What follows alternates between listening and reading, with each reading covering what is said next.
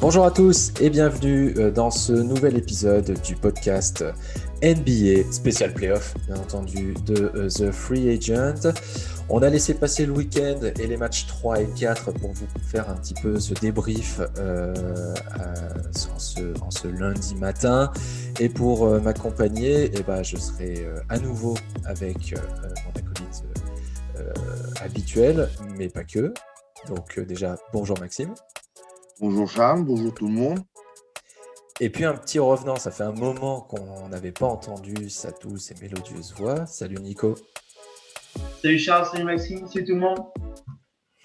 Bon, donc ce week-end, on a eu les matchs 3 et 4 pour chacune des séries. Et puis, on a déjà eu le dénouement pour une série. Puis on va commencer par celle-ci. Donc on commencera à l'Est, entre le Heat et les Bucks.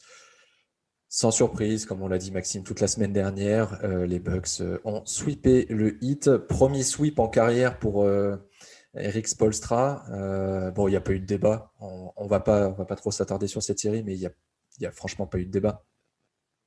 Non, moi, comme on l'avait dit, les Bucks ont pris leur revanche par rapport à ce qui s'était passé l'année dernière. Et clairement, le sweep est tout à fait logique, à mes yeux.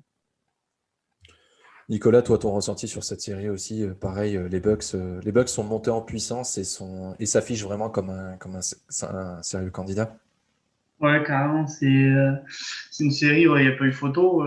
Il y a juste le match 1, où voilà, c'est parti en prolongation, mais après, sur le reste, ils ont déroulé, donc c'est complètement logique. Et du coup, on risque d'avoir peut-être un Nets Bucks en demi-finale, ce sera peut-être une finale avant l'heure, mais ouais, franchement, rien à redire. Pour les Bucks, c'est mérité, et voilà quoi. Ouais, ils sont montés en puissance. Match 1, en effet, qui part en prolongation, et puis petit à petit autour de Giannis, même si Giannis a pu avoir a sans doute été plutôt maîtrisé. Il a trouvé d'autres moyens de trouver ses coéquipiers, de faire jouer tout le monde, et puis du coup, les Bucks ont bien maîtrisé leur sujet. Le Heat termine une saison, je pense qu'il sera à oublier de leur côté et pour se tourner vers la saison 2021-2022 avec une vraie préparation. Je pense que l'année prochaine, ils seront sans doute peut-être de retour au niveau de l'an passé. Tu l'as dit, Nicolas, les Bucks donc, sont en demi-finale de conférence et devraient retrouver logiquement les Nets. On va faire cette série-là. Les Celtics ont pris le match 3. Hier soir, ils se sont fait exploser. Les Nets reviennent à Brooklyn pour conclure la série au prochain match et ce sera un 4-1 pour toi, Nico. Oui, déjà, moi, je voyais un sweep au départ, donc Jason Tatum est passé par là, donc du coup il a un petit peu sauvé les meubles, mais C'est ça. ouais, quand on voit le match de cette nuit, les 39 points d'Irving, les 42 points de Durant, on voit que le trio il est là, quoi. James Harden c'est 23 points, 18 passes, donc eux c'est pareil, ils montent en puissance, donc je pense que la série va se terminer au prochain tour. Et voilà, et du coup moi je suis impatient quand même de voir cette demi-finale. Je m'avance un peu, mais je pense que je suis impatient de voir cette demi-finale. Oui. Nets Bucks et je pense qu'on aura un beau spectacle. Je pense que tu t'avances pas trop en disant que les Nets devraient aller en demi-finale. Le trio offensif, c'est là aussi monté en puissance. Ils ont cumulé 104 points hier, donc record NBA égalé pour un trio sur un match. Après, je pense que ce sera peut-être pas la même histoire. Je sais pas ce que tu en penses, Maxime. Ce sera peut-être pas la même histoire face aux Bucks. Ah, pas vraiment. Je pense que ça peut être une série qui peut aller en 7, à mes yeux. Ça sera, c'est ce qu'on espère, qu'on ait un joli Game 7. Les Nets auront l'avantage du terrain, puisqu'ils avaient terminé devant les Bucks durant la saison régulière. Bon, les Celtics, effectivement, il y a eu Tatum, Maxime, Oui, mais c'était trop léger. bah, clairement, il manquait du monde. Ils n'ont pas d'intérieur, ce qu'on avait déjà parlé. Et voilà, puis les autres, voilà, les trois fous furieux, ils montent en puissance au fur et à mesure des matchs. Bon, voilà, on sait très bien que c'est l'équipe épouvantail des playoffs cette année, les Nets. Donc voilà. Euh, il se passe ce qu'on craignait un peu, à savoir que au fur et à mesure des matchs, ils se mettent à progresser, ils se mettent à trouver leur collectif, ils se mettent à trouver du lien et à être une équipe implacable. Ouais, ouais. Bon, ils prennent toujours autant de points, hein. Ils en ont pris 129 de mémoire hier soir. Voilà. Donc, c'est peut-être le seul point d'attention sur lequel, à mon avis, bon, Steve Nash le sait, hein, les Nets ne sont pas connus pour être une défense redoutable. Euh, mais oui, tant qu'ils seront capables de marquer 140 points par match, ça rendra la tâche d'autant plus difficile à leurs adversaires. On va parler des Sixers parce que ils jouent ce soir et que bon, là aussi, on devrait assister à un second sweep, Maxime. Oui, oui, oui, oui. Ce soir, il y a Westbrook et Bradley Beal ne peuvent vraiment pas faire grand-chose. Enfin, c'est une équipe qui est quand même beaucoup plus complète, qui est tout simplement plus forte. Voilà, qui a été numéro un de la conférence Est cette année. Donc pour moi, le sweep est plus que probable et il sera même logique. Oui, parce que même lors du match 3, Nicolas, on pouvait peut-être s'attendre à ce que Washington refasse un petit peu le coup du match 1 où ils avaient plutôt très très bien tenu en s'écroulant un petit peu en fin de match, mais sinon on va dire allez, sur 2 quarts-temps et demi, ils avaient tenu la dragée haute, ils étaient devant à la mi-temps du premier match.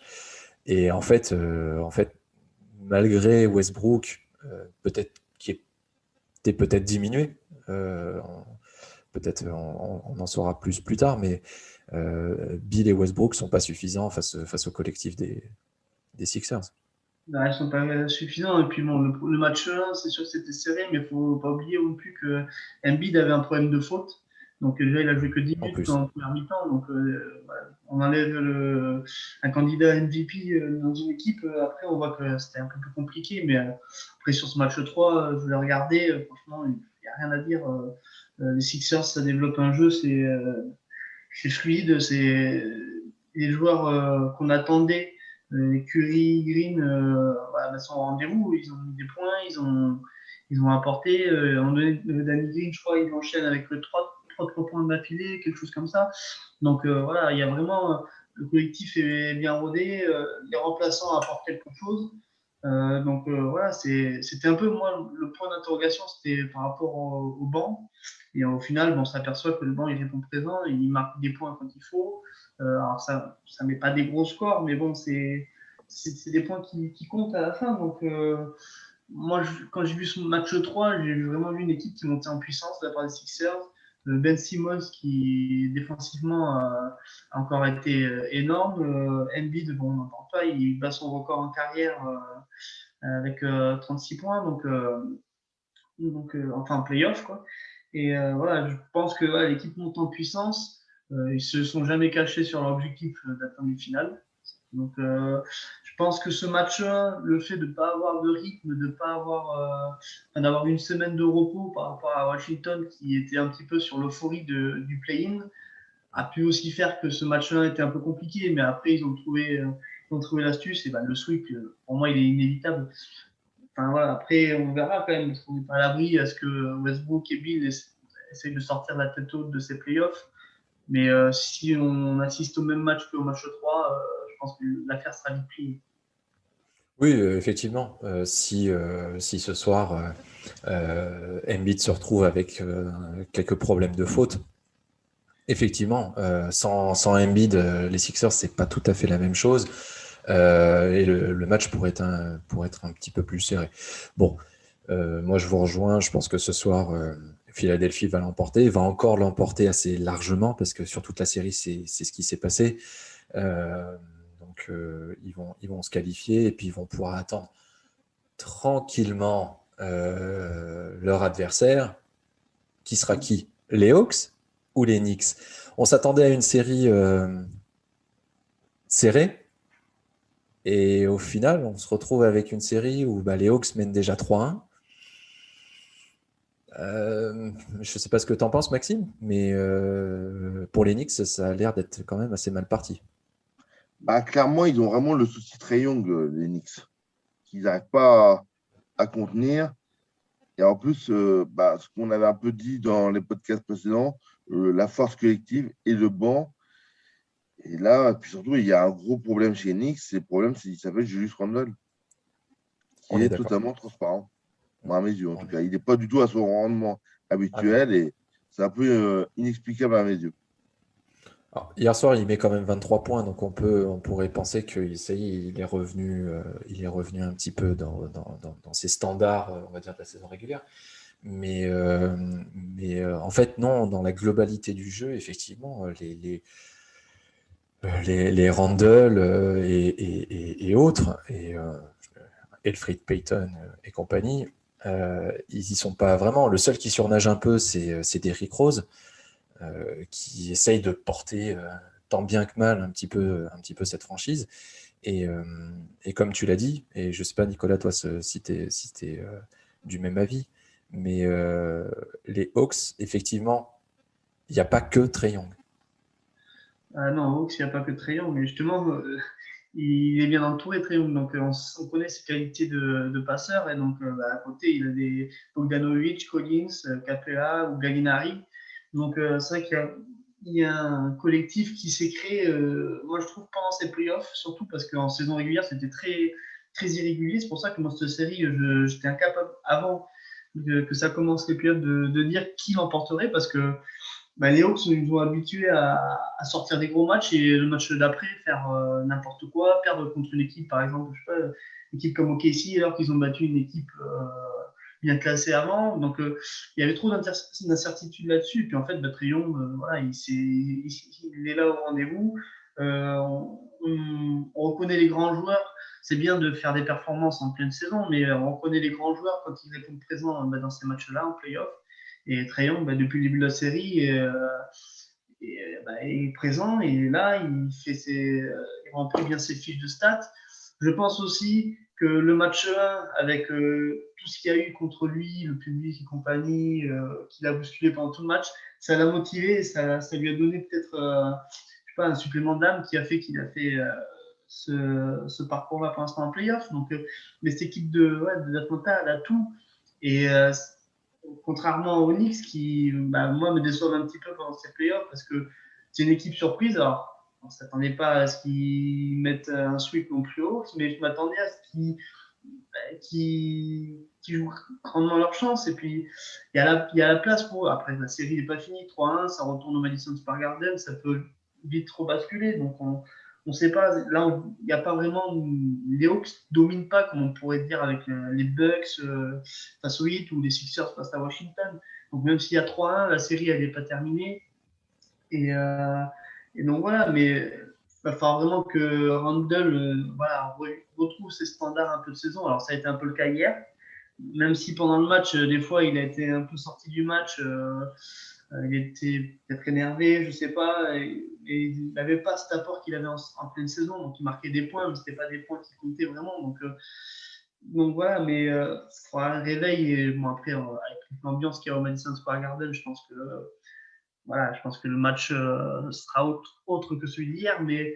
Mais voilà, pour l'instant, c'est une petite déception parce que je m'attendais à une belle série, justement, à une série qui est peut-être allée en 7 matchs. Là, le 3-1, bon, on va attendre de voir si les Knicks arrivent à gagner assez largement sur le prochain match. Il peut y avoir une série. Si jamais ils gagnent de justesse, le momentum il sera encore pour les Hawks et je pense que la série se terminera à Atlanta. Donc, il faudra attendre de voir. Moi, je pense que ça va se terminer sur un 4-2. Mais voilà, Je trouve, moi, les Hawks, quand même, un brin supérieur sur cette série que les Knicks. Ouais, c'est vraiment la grosse déception sur cette série. Et bon, il y a quand même un vainqueur qui se dessine un peu plus peut-être clairement, effectivement, avec des Hawks qui apparaissent plus complets que leurs adversaires euh, actuellement. Maxime, toi, qu'est-ce que tu en penses de ça? Pour moi, je suis un peu surpris. Moi, je rejoins Nico sur le fait qu'on s'attendait à une série beaucoup plus serrée. Et c'est vrai que, bon, au final, moi, j'avais annoncé les Hawks, donc je suis moyennement surpris, mais une nouvelle fois, c'est vraiment plus une déception par l'aspect défensif des Knicks. Et donc, comment je pourrais dire, c'est moi, mon sentiment, il est un peu mitigé par rapport à cette équipe des Knicks qui avait montré tellement de belles choses en saison régulière, qui a peut-être surjoué en saison régulière, et qui a du mal à faire un step-up en playoff. Et clairement, c'est là où le bas blesse à mes yeux. Eh ben, écoutez, on a terminé à l'Est. On va partir de l'autre côté des États-Unis et on va parler de la conférence Ouest. Et ben, on va commencer par la plus grosse série de ces playoffs entre les Suns et les Lakers. Et on va dire que le momentum, je ne sais pas ce que vous en pensez, Maxime, tu commenceras, mais j'ai l'impression que le momentum est en train de s'inverser. Ah bah, clairement, il s'est passé deux choses dans cette série, à savoir d'abord la blessure de Chris Paul lors du match 1 qui a entraîné les deux défaites consécutives, pour faire un petit récapitulatif. Et puis hier soir, il y a le problème d'Anthony Davis qui retombe mal, qui marche sur un pied des Suns et qui maintenant est en détourné, comme on l'a signalé dans un article aujourd'hui. Et donc, est-ce que c'est vraiment ce qui va faire la différence? Parce qu'Anthony Davis, c'était vraiment le joueur qui faisait vraiment la différence. On sent vraiment qu'un Chris Paul, finalement, il se remet plus facilement qu'on pourrait le penser de sa blessure au cou et épaule droit. Donc, pour moi, oui, il peut y avoir un vrai changement de momentum actuellement.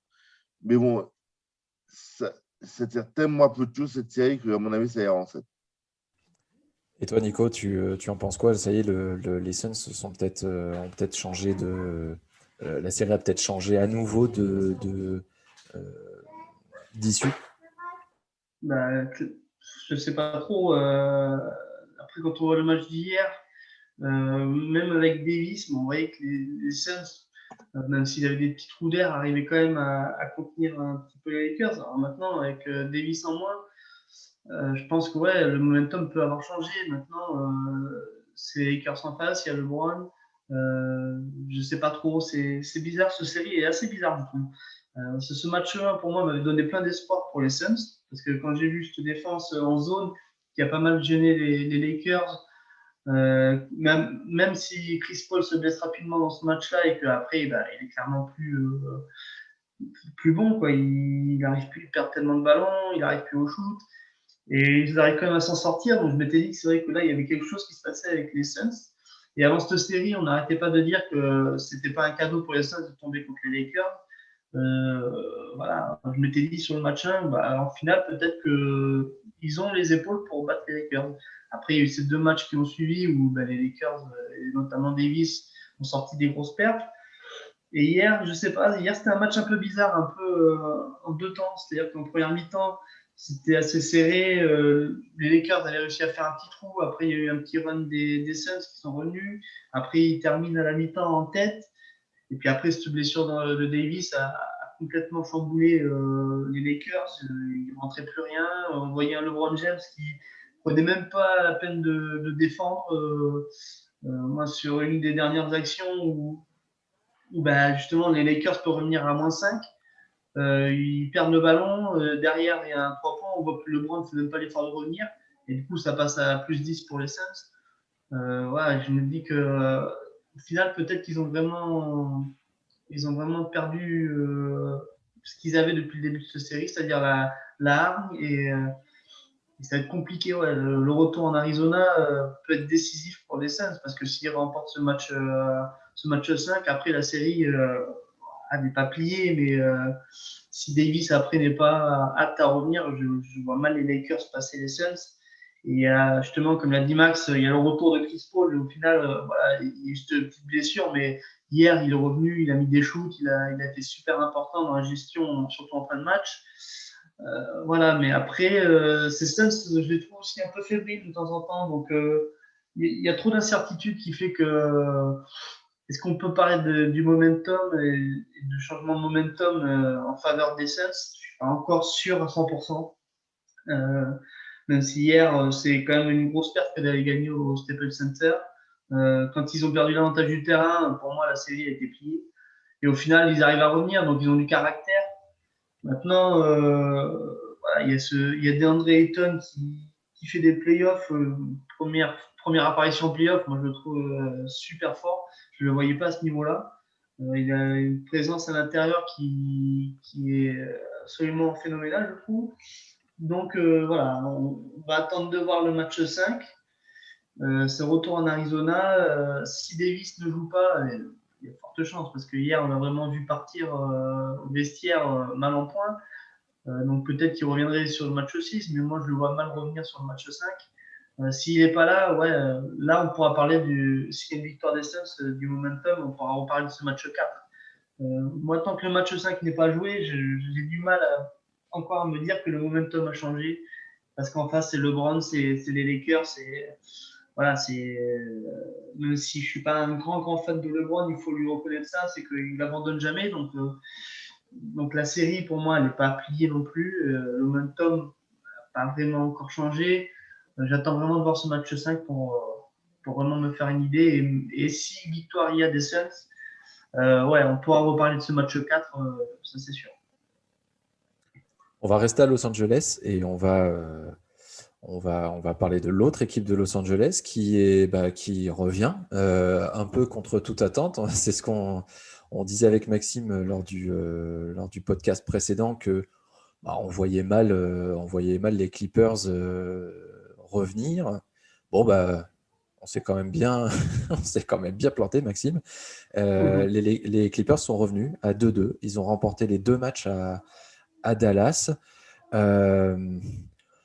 Bon, c'est toujours. En fait, je ne sais pas, et tu vas me dire ce que tu en penses, Maxime. Je ne sais pas s'il faut attribuer ces 2 victoires au réveil, on va dire, et aux performances de Kawhi et de Paul George, ou à une baisse de forme des Mavericks. Clairement, cette série, honnêtement, les Mavs comment je pourrais dire, m'épatent. Voilà. Je n'ai pas d'autre mot à dire. Les Mavs m'ont épaté.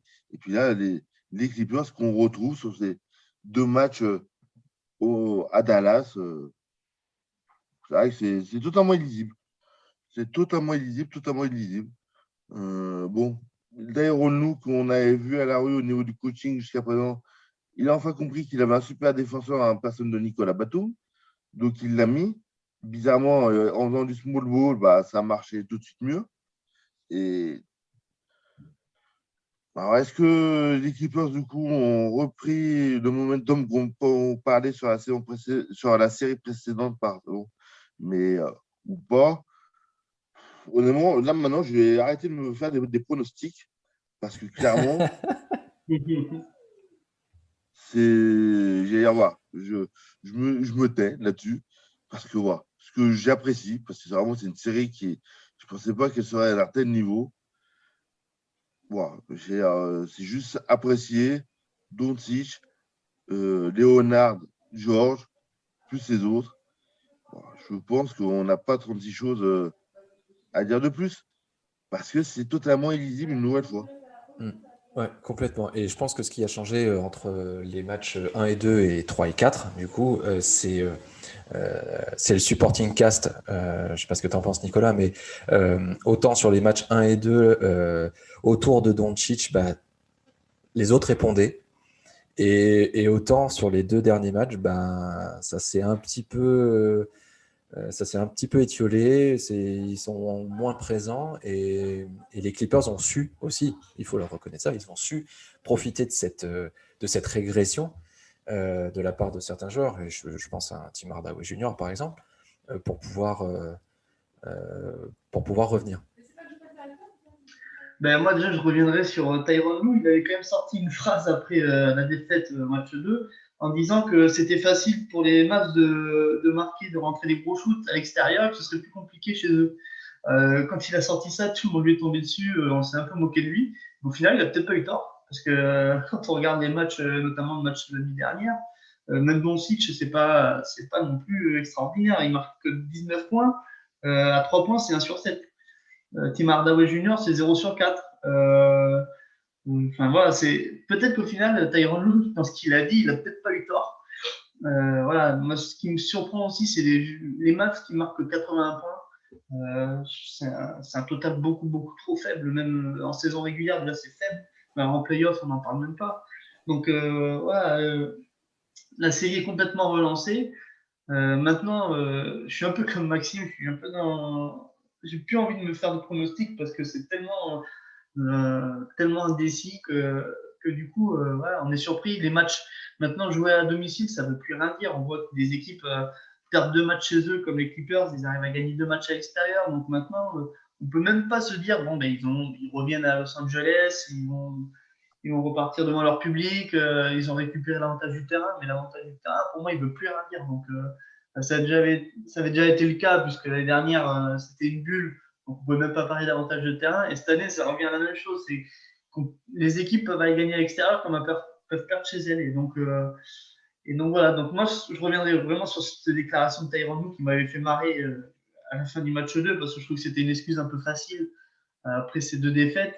Et au final, il n'a pas eu tort. Il a même visé juste. C'est ça. Ouais. Donc voilà, et puis comme tu l'as dit, Charles, autour de Doncic, il n'y a personne. Steve Hardaway Jr., il a 4 points. Kleber, c'est 0 points. En sortie de banc, Colestein, c'est 0 points. Burke, c'est 1 point. Richardson, c'est 5 points. Je veux dire, ça n'apporte rien. Il n'y a rien. Et Doncic, malgré que ce soit un génie, c'est un magicien sur le terrain, c'est un joueur que j'adore vraiment, mais là, il est trop seul. Porzingis, il apporte peut-être 18 points, mais il n'a pas d'impact non plus. Il ne prend pas le relais de Doncic. Normalement, voilà, en playoff, pour réussir, vous devez avoir au moins 2 joueurs voilà, pour qu'ils soient au top, pour qu'il y en ait un qui prenne le relais de l'autre. Et là, c'est pas le cas. Sur le match d'hier, c'est pas le cas. Doncic n'est pas dedans et Porzingis doit prendre le relais, il ne le fait pas. Donc, il n'est pas entouré. Au final, cette série, comme l'a dit Maxime, un peu indécise, un peu illisible, mais là, je pense que les Mavs ont quand même pris un sacré coup derrière la tête parce que mener 2-0 et se faire reprendre comme ça alors qu'on a l'avantage du terrain et tout, repartir à Los Angeles, ça va être compliqué. Il va falloir qu'ils retrouvent les ressources. Ils peuvent le faire. Ce match 5 va être tellement excitant à voir parce que je pense que la série, pour le coup, là, peut se jouer sur ce match 5. L'équipe qui gagnera, là, aura vraiment pris le momentum parce que voilà, ils savent qu'ils peuvent battre l'autre équipe et qu'il n'y a pas vraiment de favori dans cette série. Et c'est peut-être la série qui, avec celle des Suns Lakers, qui est la plus excitante à regarder depuis le début de ces playoffs. Et bon, après, il faut quand même tirer un coup de chapeau au Mavs parce qu'ils reviennent de très loin sur cette saison. Donc déjà, se retrouver là, c'est fort, mais voilà, c'est le momentum, on verra sur le prochain match s'il a changé clairement. Ouais, hier soir, ils ont pas, pour terminer là-dessus, les Mavs sortis de Doncic à longue distance, ça a été très, très, très compliqué. Donc, je pense qu'il y a eu aussi cet effet-là d'une régression. Effectivement, on pouvait s'y attendre à cette régression, de maintenir un tel niveau de jeu et une telle adresse, que ce soit à l'intérieur ou longue distance. C'est très compliqué de garder ça sur une série de 3, 4, 5 matchs. Donc forcément, il y allait avoir une régression. Maintenant, je pense que le match 5, effectivement, va être décisif et le vainqueur sera sans doute celui qui sortira de cette série. On enchaîne avec le Jazz qui s'est réveillé aussi après avoir perdu le match 1, Maxime. Ils ont enclenché la marche en avant et le retour de Donovan Mitchell est vraiment, vraiment décisif. Alors, le retour de Mitchell est décisif. Surtout, ils peuvent dire merci à Dylan Brooks et ses saintes fautes où il se tire une balle en pied. Parce que ça fait 2 matchs où on sait qu'il est encore un peu jeune et surtout qu'il fait trop de fautes. Parce que honnêtement, le match 3, Memphis, le Jazz s'en sort très très bien parce que Memphis peut le prendre. Ils font un match de traînard comme j'en ai rarement vu. À savoir, ils sont menés tout au long du match, mais pas plus de 15 points au maximum. Et ils passent devant au milieu du 4e quart-temps. Et effectivement, il y a Donovan Mitchell. Et puis ils se mettent surtout à se dire, ah bah tiens, on a peut-être un intérieur qui s'appelle Rudy Gobert. Ils se mettent à jouer avec lui. Donc les 2 stars du Jazz sont mises à contribution et ça passe. Mais honnêtement, ça c'est vraiment pas jouer à grand-chose. Non, Memphis est dans la continuité de son play-in et il s'affirme comme une vraie équipe, Nicolas, et une équipe sur laquelle il faudra compter. Et dans cette série, ils se laisseront pas faire aussi facilement que ça. Ouais, ben, c'est ça, c'est tout à fait ça. Et puis moi, c'est un de mes coups de cœur, Memphis, et notamment Ja Morant. Donc, comme j'ai vu la victoire sur le match 1, j'y croyais pas trop. Après, bon, les 2 victoires du Jazz restent quand même logiques. Hein. C'est la meilleure équipe de la Ligue, le meilleur bilan de la Ligue cette année, le Jazz. Donc, ça reste logique. Maintenant, la série, elle est pas finie et pas encore des surprises parce que Memphis, sur le match 3, en fait, ils perdent le match vraiment sur le premier carton, en fait. Parce que si on regarde après les 3 autres cartons, ben, ils remportent le deuxième et le quatrième et ils font match nul sur le troisième. Donc, au final, c'est que ils arrivent à tenir le Jazz. Donc, il y a peut-être cette entame de match aussi qu'il faudra qu'ils arrivent à gérer. Après, ils ont des joueurs tellement plein d'avenir avec Ja Morant, Brooks. Voilà, ils sont, comme tu le dis, encore sur l'euphorie du play-in et de cette victoire à Golden State qui avait été surprenant et tellement logique que du coup, c'est une série assez compliquée pour le Jazz. Alors, c'est peut-être bien aussi pour le Jazz parce que ça va les mettre dans le bain des playoffs de suite. Mais moi, je suis quand même un peu déçu du Jazz depuis le début de ces playoffs. Je ne les vois pas dominants comme ils l'étaient en saison régulière.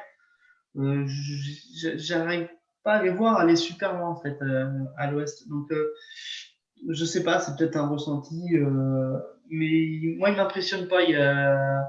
Pourtant, ils doivent affronter une équipe qui n'était même pas numéro 8 en saison régulière. Donc, voilà, qui aurait en temps normal même pas dû jouer les playoffs.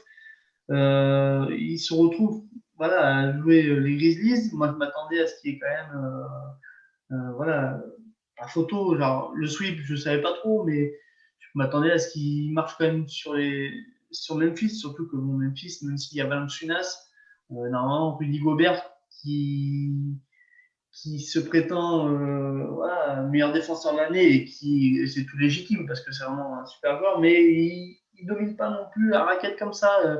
Même s'il fait des gros contres, je veux dire, il n'arrive pas à contenir plus que ça Memphis.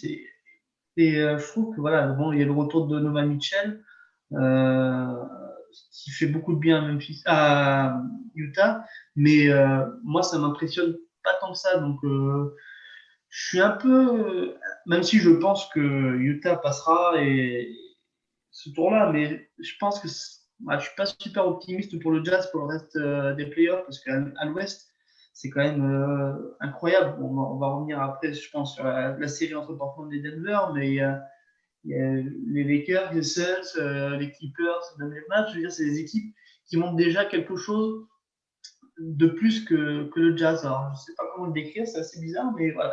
Moi, ces autres équipes-là m'ont plus impressionné que le Jazz.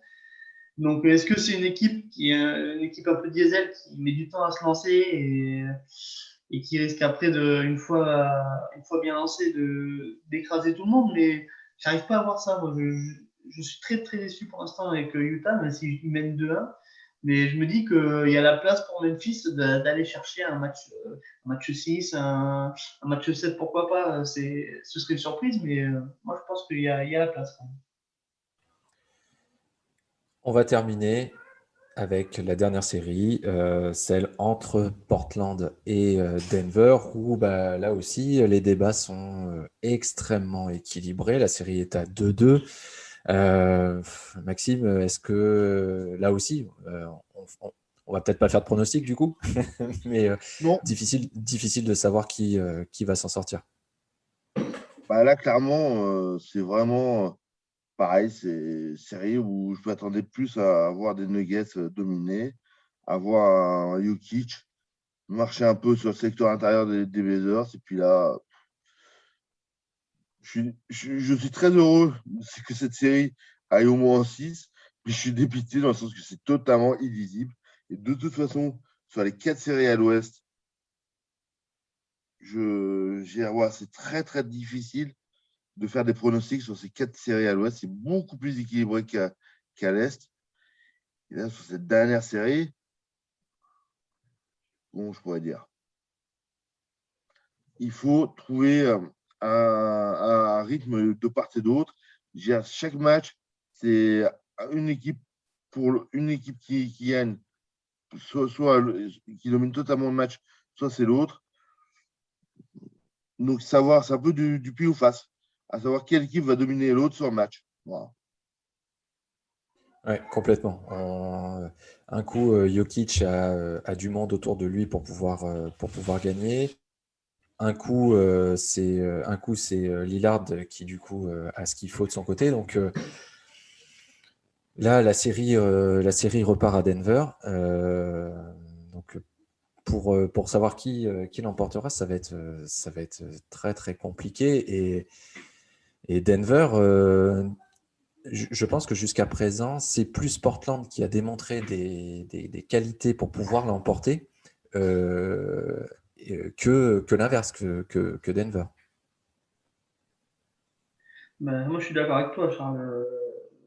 Portland, pour moi, pour l'instant, a montré plus de choses que Denver. Denver, Denver, c'est comment dire, c'est une déception aussi parce que moi, je vous avais mis vainqueur en 4-2. Maintenant, je me dis que c'est peut-être Portland qui risque de gagner 4-2. Je vois que même si Lillard n'est pas au top, il y a des joueurs à côté qui arrivent à faire la différence, ce qu'il n'y a pas du côté des Nuggets. Et puis je me dis que cette série aussi peut être décisive dans la course au MVP parce que Jokic, au final, il fait ses stats, mais il n'apporte pas comme on pourrait attendre d'un joueur de son niveau. Donc il fait ses stats, mais après, derrière, ça ne fait pas gagner non plus. Donc est-ce que, euh, est-ce que l'année dernière, c'était peut-être une surprise de les voir aussi haut et que cette année, déjà, c'est une saison un peu compliquée et qu'ils reviennent aussi, comme les Mavs, un peu de loin. Mais Portland, moi, m'impressionne beaucoup par sa capacité à trouver des solutions, même quand leurs meilleurs joueurs ne sont pas forcément au top. Donc, pour moi, le momentum, on peut en parler et je pense qu'il est plus du côté de Portland. Ça ravira les fans de Damian Lillard, notamment le fan que je suis de ce joueur. Le Denver, on sent que Jamal Murray est absent et ça fait vraiment, du mal à cette équipe. Messieurs, merci beaucoup pour tous ces éclaircissements sur ces séries. Donc les matchs 4 des Sixers et du Jazz se déroulent ce soir. D'ailleurs, Maxime sera présent, alors pas au match, mais lors des lors des conférences de presse. Comme ça, on pourra aller poser nos petites questions peut-être à Rudy. On verra qui sera présent en conférence. Donc merci Nicolas, merci Maxime. Merci à toi, merci Nico. Merci à vous de nous avoir écoutés et on se retrouve très vite pour un nouveau débrief de ces matchs de play-off, des play-offs NBA de 2021. À très vite.